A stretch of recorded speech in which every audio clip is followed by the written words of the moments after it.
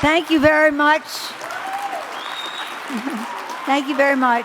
Thank you very much, Mayor Suarez of Miami, for your kind and generous introduction. I wish you much success as you begin your new term as President of the U.S. Conference of Mayors.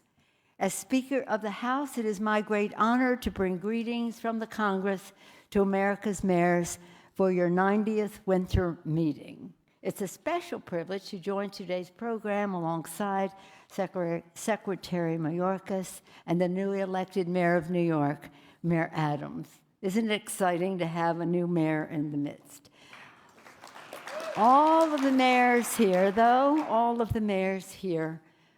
I thank you for your strong, steadfast leadership over the last 2 years on the front lines of the pandemic.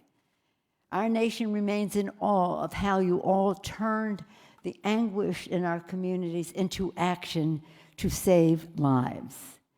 While she could not be with us today, I'm proud of Mayor San Francisco, London Breed, for her remarkable work to keep our city safe. And to all of you, we need to work together to continue to battle the virus. How wonderful it is that we can safely gather for this meeting in person. And that's thanks to the leadership of your CEO and my friend of many years, Tom Cochran, and the terrific work of the entire conference team. Thank you to the staff. Thank you. Today, I come here officially on behalf of the House of Representatives, a body that boasts more than 30 former mayors in our ranks. I also come here personally as the proud sister and daughter of two mayors of Baltimore, Thomas D'Alessandro Jr., Thomas D'Alessandro III. So I have seen firsthand how your success is the foundation of America's success. With no buffer between you and your communities, you have the intimate understanding of the problems people face, hearing their concerns, whether in the grocery store or attending church services. Many people know who the President of the United States is, and the only other public official they know is who is the mayor of their city. Nothing in between. So you're the one they turn to. In doing so, you are the stewards of the hopes of our families, the talents of our workers, and the dreams of our children. Indeed, it is a testament to the experience and expertise of America's mayors that President Biden chose 4 former mayors to serve in his cabinet. Secretary Marcia Fudge, Secretary Marty Walsh, Secretary Tom Vilsack, Secretary Pete Buttigieg, and another former mayor, Mitchell Andrew of New Orleans. He's leading in bringing the benefits of our bipartisan infrastructure law to communities across the country. And by communities, I mean cities and towns across the country. Today we mark a proud anniversary. 1 year ago today, Joe Biden and Kamala Harris were sworn in as President and Vice President of the United States.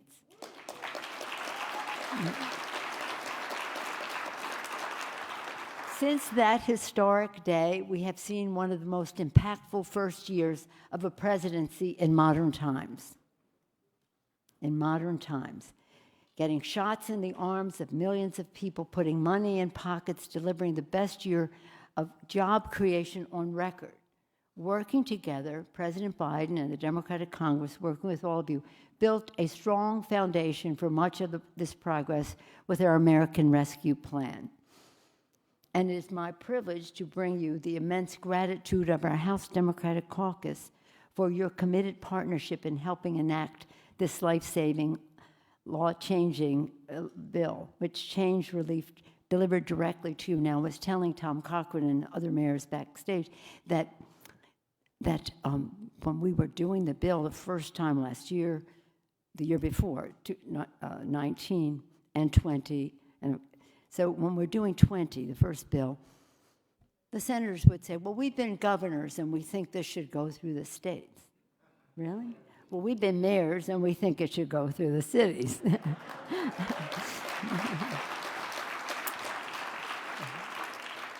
Thank you for your advocacy. Thank you for your advocacy, because we can maneuver all we want and can in the Congress, but without the mobilization outside, it's very hard to do the very best job. Indeed, working closely with America's mayors, we fought for and won, as was mentioned by Mayor Suarez, $65.1 billion exclusively for America's cities.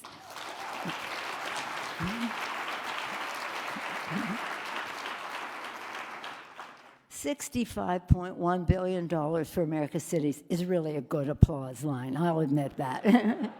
As you know, this was historic. For the first time ever, we delivered individual allocations to every city in the nation, from the coastland to the heartland, from the largest metropolitan area to the smallest town. And we ensured more flexibility, because you know best how to support your first responders, your transportation workers, your teachers, your food workers, and the rest, the people who make our society function.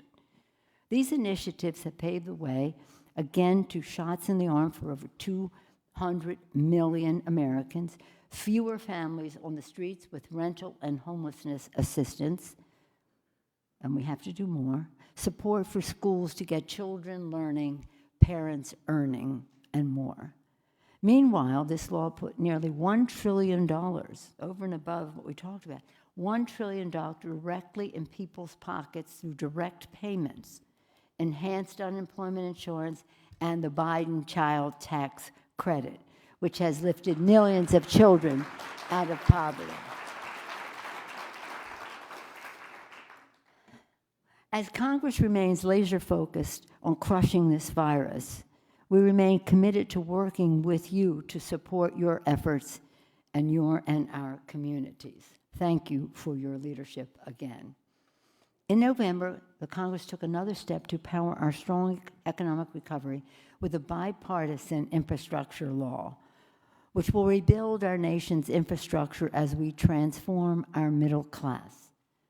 As you see every day, decades of underinvestment have left our roads and bridges crumbling, ports and airports languishing, public transit and broadband lacking, water systems and power grids behind the times. Imagine we weren't getting the let out for our children to drink water.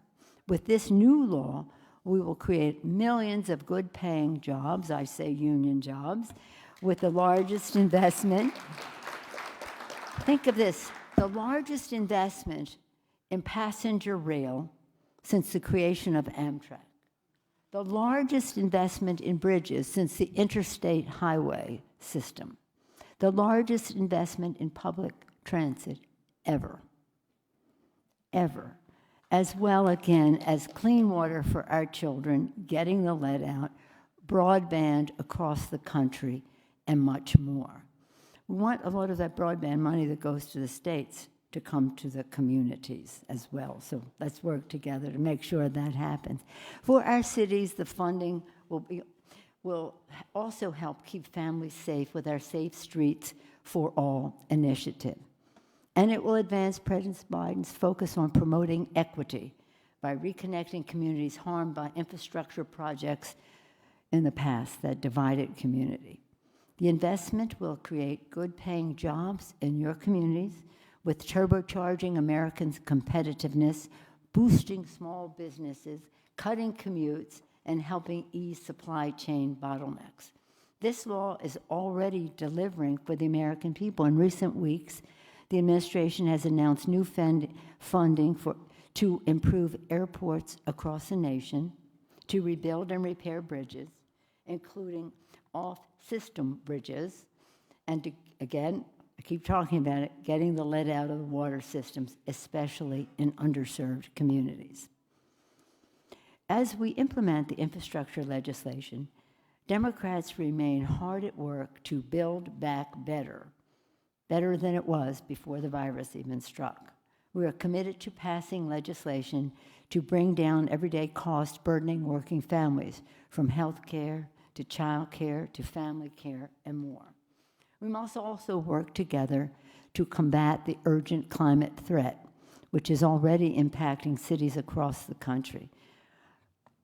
How many times have I been here when I have thanked you, mayors, for your innovative initiatives over the years to protect the planet?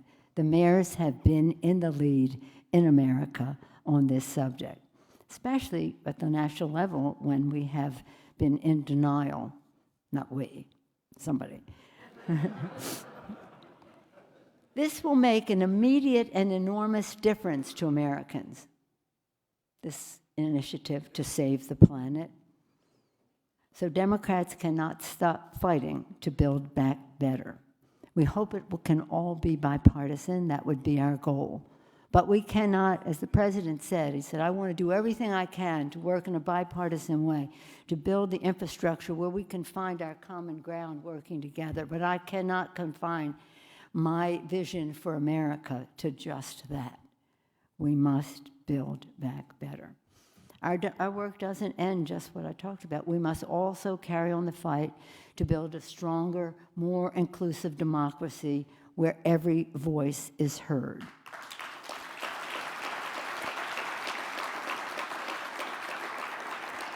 Last week, as you may know, the House passed the Freedom to Vote John R. Lewis Act to stop voter suppression and election subversion, end partisan gerrymandering, empower the grassroots, and end dark money in our politics. While Republicans in the Senate blocked the bill yesterday, Democrats will never relent in our fight for our democracy, and we will find a path forward. Nothing less is at stake than our democracy. As President Kennedy so rightly observed, we will neglect our cities to our peril. For in neglecting them, we neglect the nation.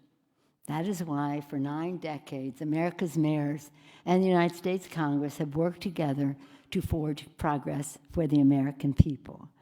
So as we face the many challenges and opportunities ahead, let us continue to strive, working together to advance opportunity for every American in every zip code, to strengthen our democracy from city halls to Capitol Hill, and build a better, brighter future for generations to come. Because we know in Congress, we know what you know. To get the job done, listen to our mayors. Thank you, mayors, for all that you do. God bless you. God bless America. Thank you for the opportunity to be with you today.